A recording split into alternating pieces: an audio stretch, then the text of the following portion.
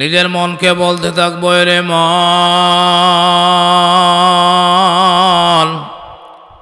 দুনিয়াতে একদিন ছিলাম না, আজকে আছে আরেকদিন থাকবো না, কয়দিন থাকবো তাও জানি না।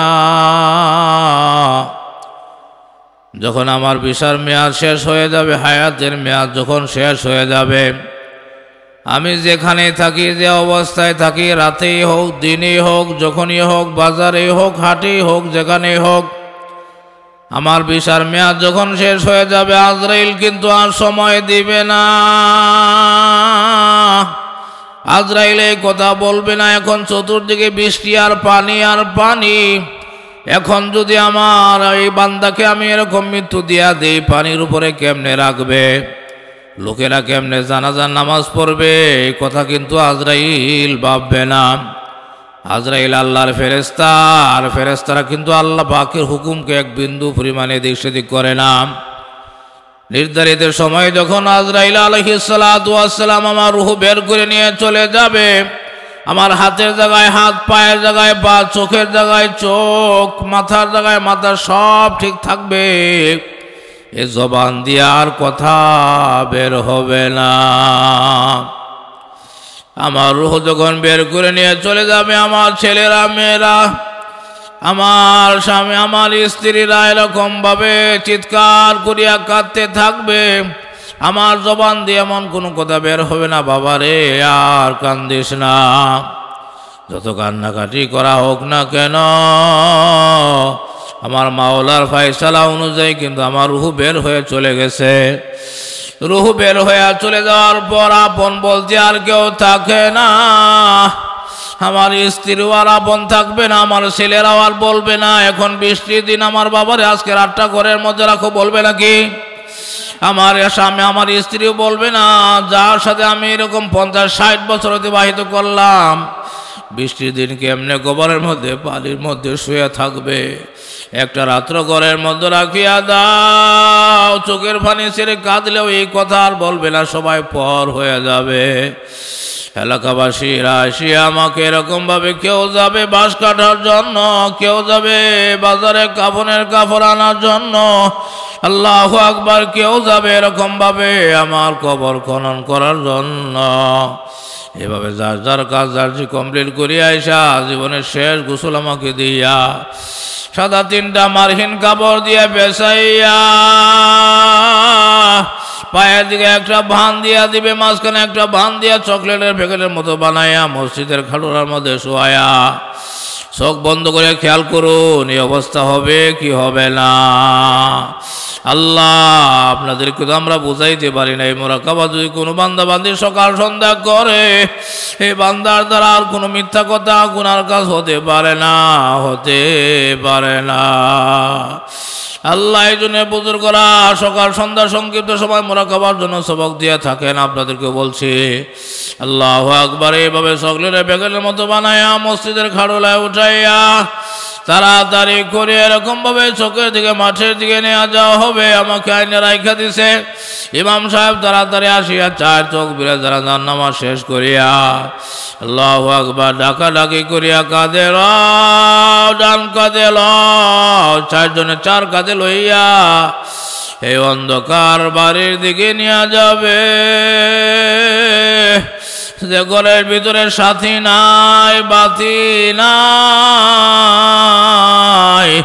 বন্ধু নাই, বান্ধব নাই, মা নাই, বাপ নাই, কেউ নাই, আমার মাওলা ছাড়া আর কেউ আপন নাই। আছে নাকি?